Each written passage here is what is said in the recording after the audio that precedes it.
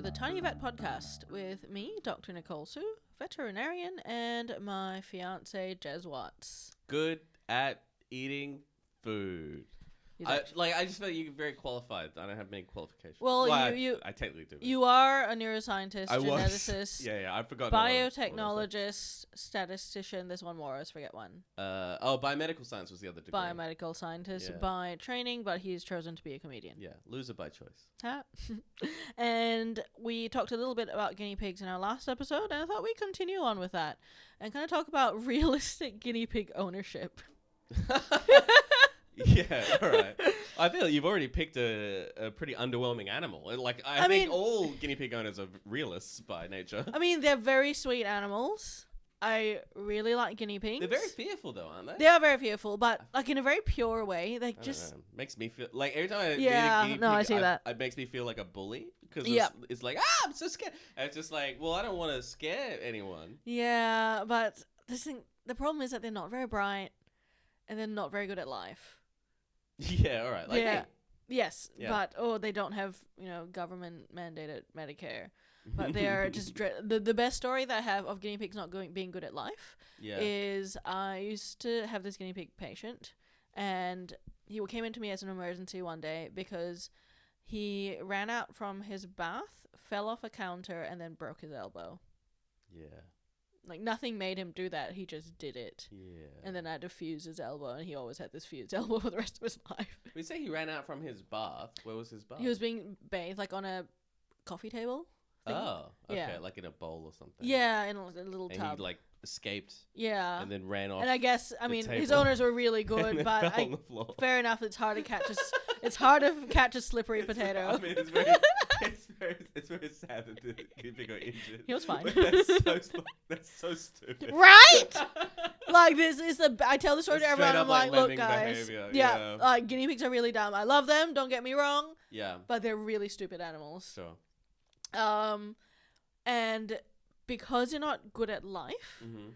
they tend to actually get quite a lot of medical issues. Yeah, okay. Because they just can't cope. Like, anything that is not optimal, they just go, no, can't do it.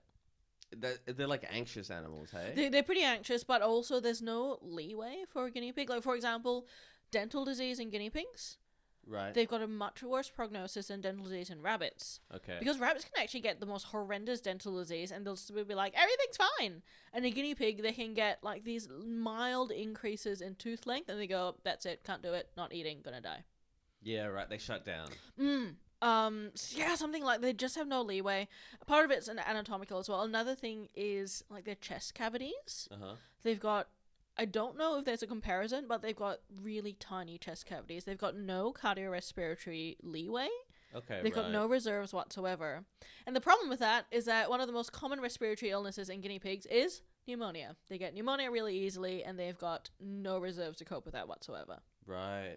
Are they like, there's something I've heard you talk about before where like so prey species will conceal sickness 100%, because like in the wild or whatever, if you show sickness, you're definitely going to get eaten quick.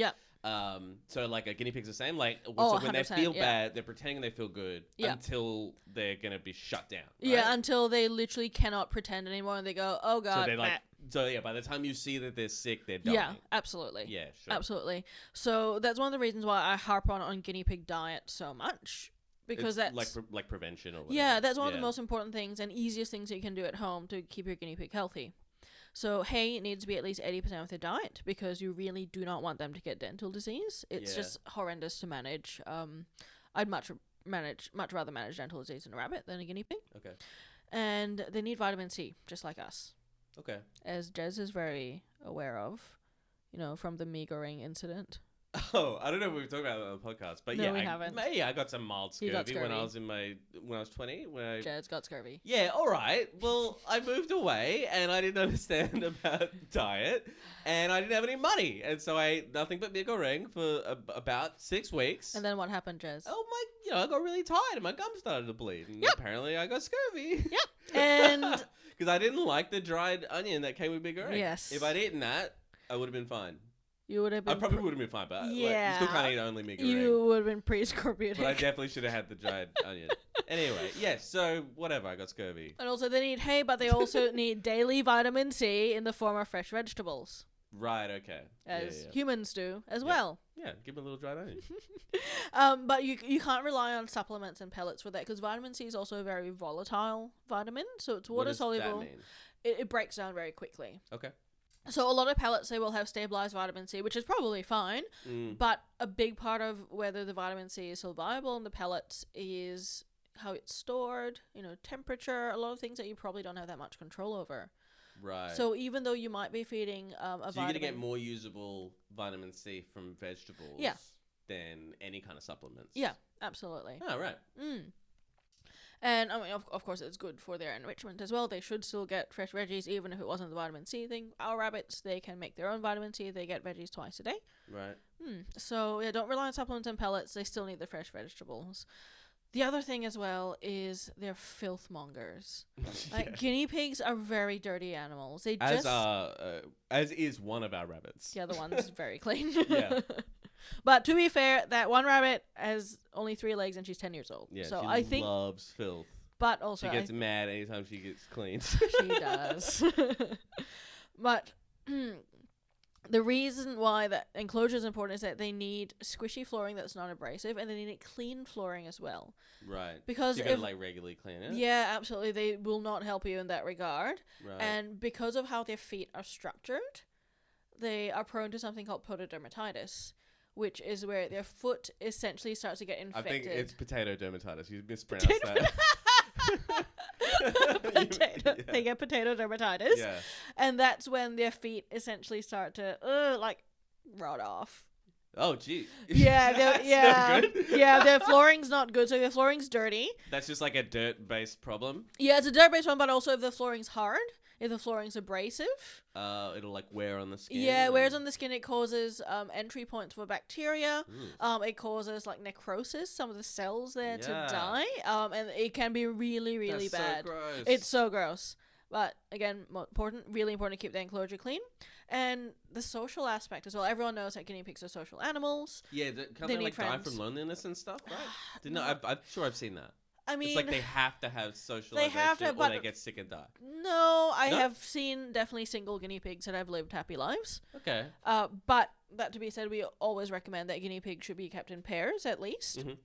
And the hard thing is guinea pigs are often frenemies. Yeah. Okay. You often have a lot of squabbles. You've got a lot of fights in guinea pigs. Right. So that in itself, providing one of their basic needs can also be really complicated. And my hot tip for that is get everyone desexed. Getting rid of the hormonal influence. It's just going to make everything a little bit smoother. There. That's why I had a vasectomy. Yeah. We fight way less.